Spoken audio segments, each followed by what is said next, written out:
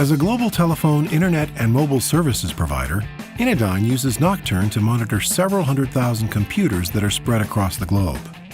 On December 26, 2006, at 8 a.m. Eastern Time, the Network Operations Center team was monitoring the typically limited network activity around the Christmas break. Internet connections showed slightly higher utilization, which is common for the start of a new billing cycle. At 8:30 a.m., the team began to notice unusually slow network performance in the Warsaw office. A denial of service attack was being carried out, accurately targeting vulnerable servers and web pages. Metrics for Warsaw began to be displayed in the timeline.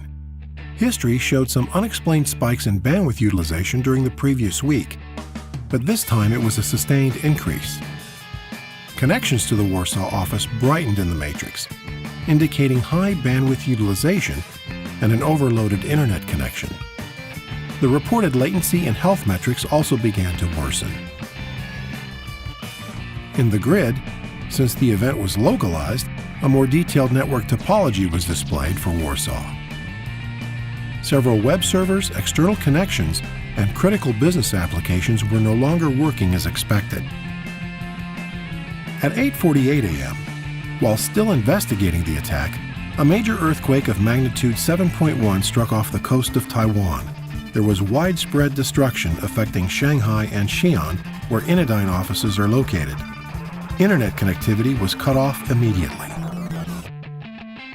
The NOCturne display alerted the team to the abnormal activity.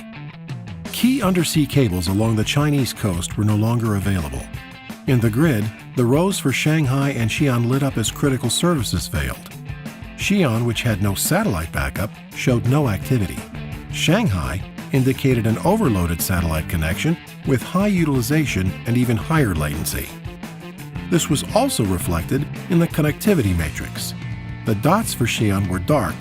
Connections to Shanghai were bright with a full ring around them, indicating high utilization and high latency. For Shanghai, most of the network hardware was down, except for some workstations and email servers. The Korean and Japanese offices took on more of the trans-Pacific network traffic, and as a result began to show performance degradation as well. Incoming and outgoing traffic from the internet began to increase, first in the Asian offices, and then slowly rise across the rest of the world as employees began to access the network for more information.